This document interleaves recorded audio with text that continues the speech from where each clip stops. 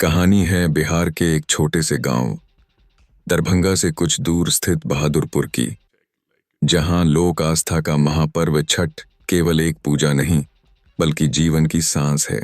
उसी गांव में एक व्रती महिला रहती थी जिसका नाम था कावेरी देवी।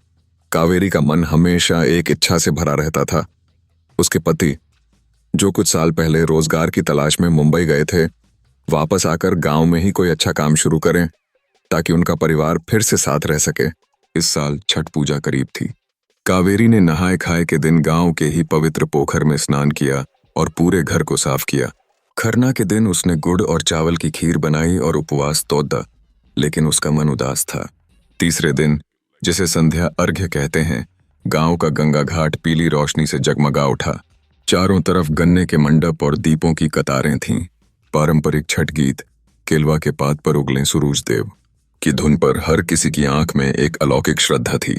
वह क्षण बिहार की पावन गंगा घाट पर उगते सूर्य की सुनहरी रोशनी में पति पत्नी के मिलन का साक्षी बना। कावेरी भी सूप में ठेकुआ, फल और अन्य पकवान लेकर पानी में खड़ी थी।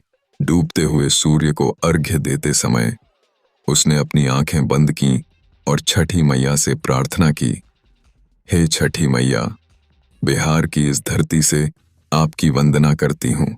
मेरे पति को ऐसी सद्बुद्धि और अवसर दें कि वे घर लौट आएं और हम सब एक साथ मिलकर अगली छठ मनाएं।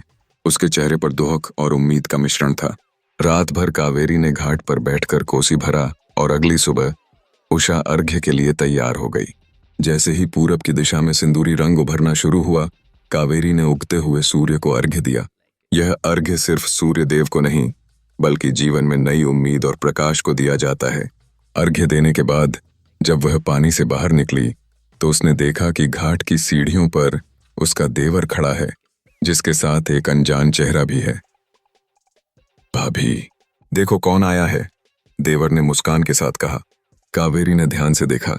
वह कोई और नहीं बल्कि उसका पति सुरेश था। सुरेश ने आगे आकर कावेरी के पैर छुए और बोला, कावेरी, मेरा काम मुंबई में ठीक नहीं चल रहा था। मुझे तुम्हें सरप्राइज देना लौट आया था और इसलिए ठेकेदारी का काम शुरू किया है यहीं पटना में। मुझे तुम्हें सरप्राइज देना था, इसलिए छठ से पहले नहीं बताया। अब यह परिवार और यह छठ की परंपरा छोड़कर मैं कहीं नहीं जाऊंगा।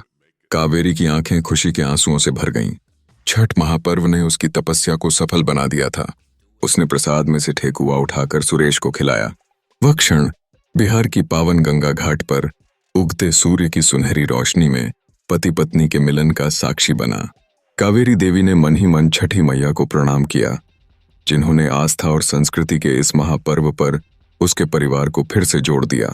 इस प्रकार बिहार की संस्कृति और आस्था का प्रतीक छठ पूजा केवल व्रत नहीं बल्कि एक परिवार के पूर्ण होने की कहानी बन गई।